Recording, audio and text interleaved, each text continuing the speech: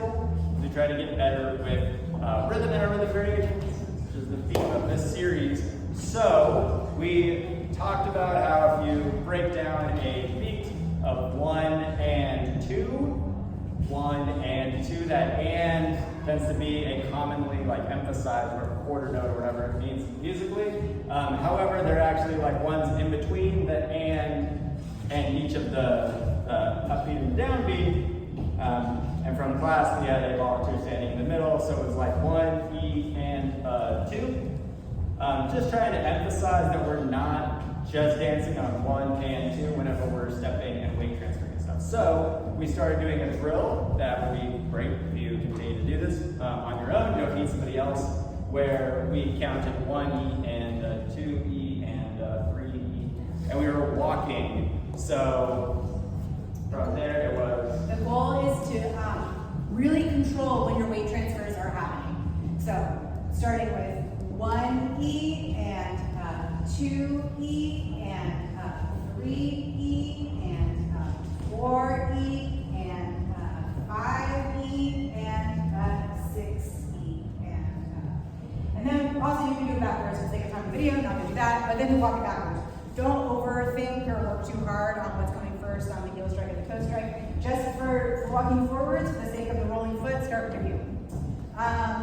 And do that at home, brush your teeth, and start controlling that movement. If you want to double up your practice, practice dancing with someone to really slow music. Really control your weight transfer and your movement. Cool, and then we practiced that for a long time, trying to do our basics to very slow music, being very controlled and rolling through. A very key point for everybody to think about, that was very common amongst leaders and followers, was finishing our weight transfers by 6.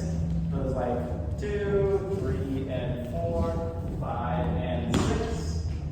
And what we wanted to get to is if we're going through 4, it's 5 and strike on 6, and we keep rolling before we then go to 1. 3 and 4, 5 and 6 E and 1. So that we're putting those E's and in context between the end of one movement and then start with the next. Well, then we gave you a quick tool that is very, very useful of the kick, ball, change, and hit and go first. With our individual movement, it was a kick, ball, change, and a kick, ball, change. Really a kick, ball, tap, and a kick, ball, tap. When you have a partner, it looks like that. A lot better. That was nice. That's good. Thank you.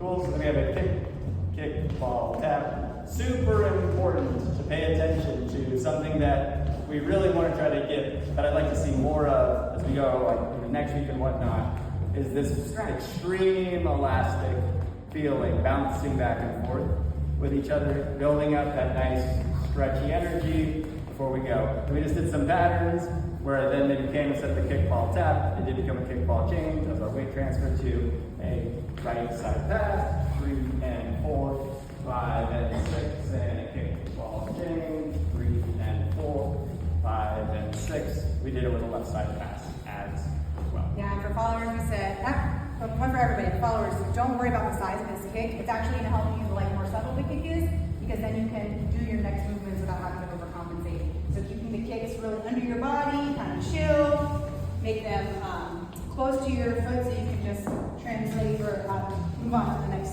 weight transfer really quickly and smoothly, without having to do a lot of work to collect or fall into the next step. And it's a very good tool for matching music that is swung backwards when it's 1, 2, 3, 4. Yeah. That was this week. Thank you guys.